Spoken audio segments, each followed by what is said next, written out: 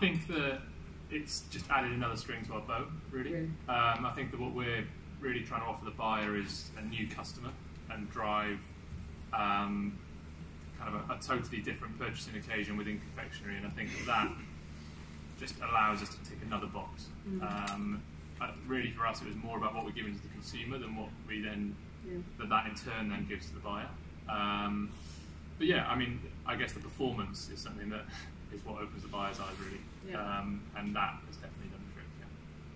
So before we open up for questions, what do you guys think is next? So it's one of the fastest growing parts of the supermarket, one of the most exciting parts of the market at the moment, free from cutting out all the nasties.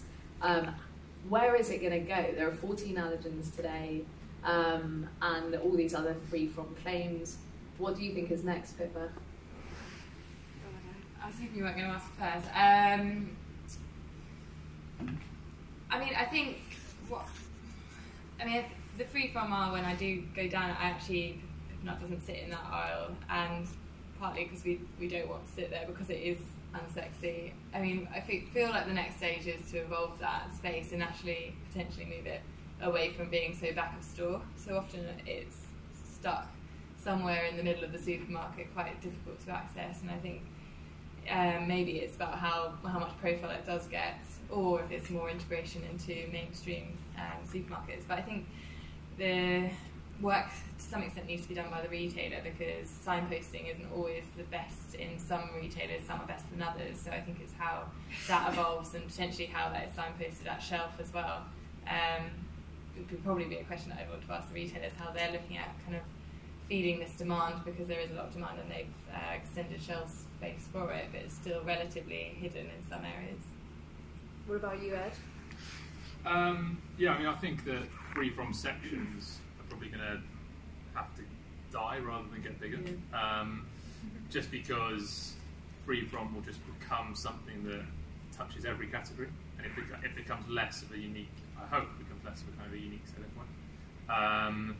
But then I was in the Middle East a couple of weeks ago and visiting stores, supermarket stores up there, and they do a really good job in store of calling out kind of different needs. So there'll be like a free from aisle, which would be, I think one of the stores called it like the natural kitchen, and it's a huge kind of double aisle width aisle that is fully branded, and every product in there looks incredible, and they've got some really interesting things going on. So I think we just do a pretty poor job generally in the UK of kind of shouting about anything. But yeah, free from, I think, just needs to be across every category and just into the mainstream, really. But why do you think that is? Why do you think it should be across the whole supermarket?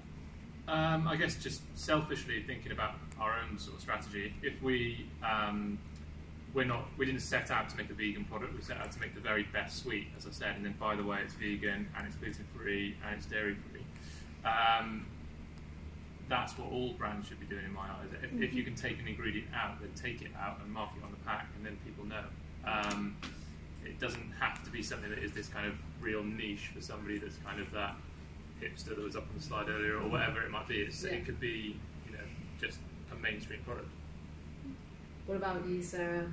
You've hedged on the free from market a little bit. What do you think is next? So I agree with Ed. I think it will disappear. I think, like you see within milks, plant-based milks, they're right next to the dairy milks, and I can see that happening. I mean, ultimately, from your guys' talk as well, they all want to be buying normal things. They want to be shopping in a normal way. So why is it they can't go to the Christmas calendars and have lots of different normal calendars, and then there's all these ones that are also gluten-free and dairy-free as well.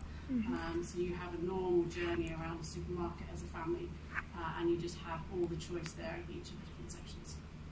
Nice. Cool.